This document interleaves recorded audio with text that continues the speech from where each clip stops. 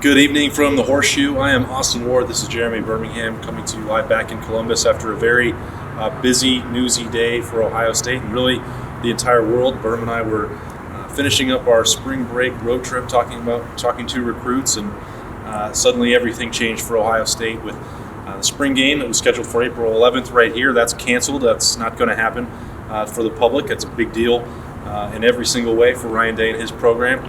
He also suspended all recruiting operations on and off campus for the Buckeyes until late in April.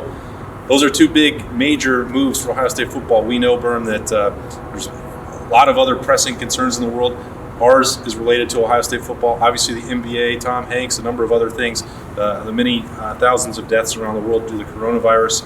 That's all very serious. But when we're looking at this from just our little world, this is certainly maybe a historic day for the Buckeyes. It's a day that I'll remember.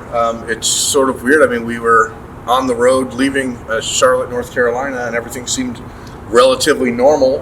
Within a 3-hour window, everything kind of came to a grinding halt. We haven't had a single case of coronavirus reported in Columbus, but the Buckeyes became the second program to put a halt to their recruiting operation, following in the footsteps of their rivals in Michigan. And it's the thing that you have to do. It's just not something that they want to do, I can assure you that. Ryan Day and his program of one of the top 3 recruiting classes in the country in 2021 were primed for a pretty big next month and a half with a ton of visitors coming in. And now it's just going to have to be paused. So what the NCAA does to make that right, I guess we'll see if we get to that point. We're sort of entering unknown territory, and anything is really on the table for me. And I think the NCAA has to be proactive in that, as you say. The rules are going to have to be the same for everybody. That's ideally what you want, and they've already taken some steps. There are so many things that they have to legislate, but they've tried to take them one at a time. Right. With sporting events that are ongoing this weekend and next.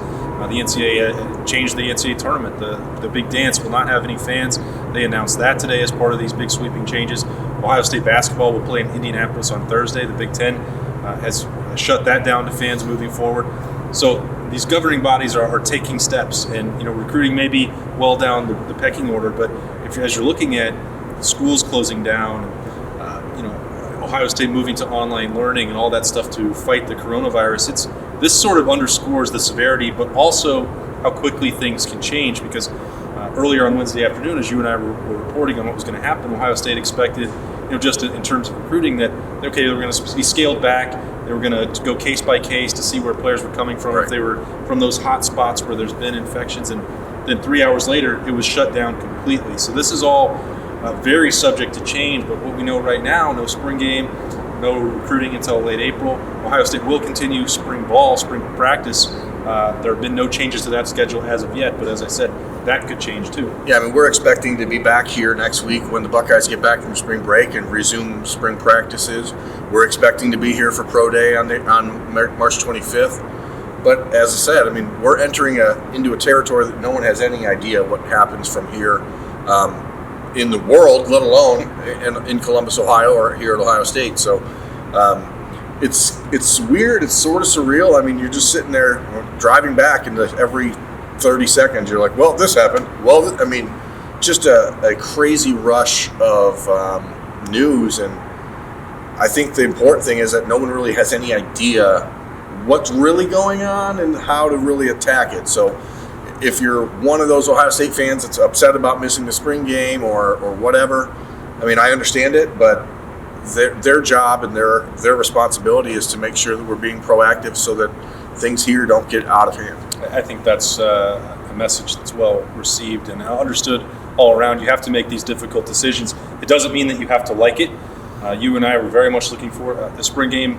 Yeah, is always important to the last 14 early enrolled freshmen. I want to watch the Fab Four. So it's one thing to be frustrated. It's another thing to understand it. You can do both at the same time, but you also have to recognize that the decision makers are doing this with the best intentions to make sure that they can do whatever they can that's within their control to try and manage what's going on here with this disease. Yeah, it's a simple math equation right now. If everything goes the way they want it to, you subtract the spring game so that you still have a football season. It's really not that hard to sort out with the way things are going. Their concern is, how does this impact Ohio State 6 months from now? How does it impact Ohio State in September? How does it impact us when we go out to Oregon for the Ohio State-Oregon game on the second week of the season? I mean, these are the things that they're thinking ahead to say that maybe this step feels drastic right now, but it's better to do this than to put yourself in a position where 5 months from now the season is gone. And we are certainly not medical experts. Berm covers recruiting. I don't know anything about medicine. I cover Ohio State football. I still take Flintstone chewables. Yeah, so we certainly can't weigh in on all of those logistics, but what we do know now is what we've reported there. No spring game, no recruiting until May, April. We'll see what happens if the NCAA changes some of that. No fans at the basketball tournament, Big Ten, or the Big Dance after that. And whatever else changes, which is seemingly changing every hour, every minute, we'll continue to let you get updated right here from us at lettermenrow.com. Appreciate you sticking with us for this coverage, and we know that this isn't normally our expertise, but we're going to try to do the best we can to keep everybody informed just in this small little world. We know there's so much else going on, but when it comes to Ohio State athletics, we're going to do our very best. He's Jeremy Birmingham. I'm Austin Ward. Stay safe out there.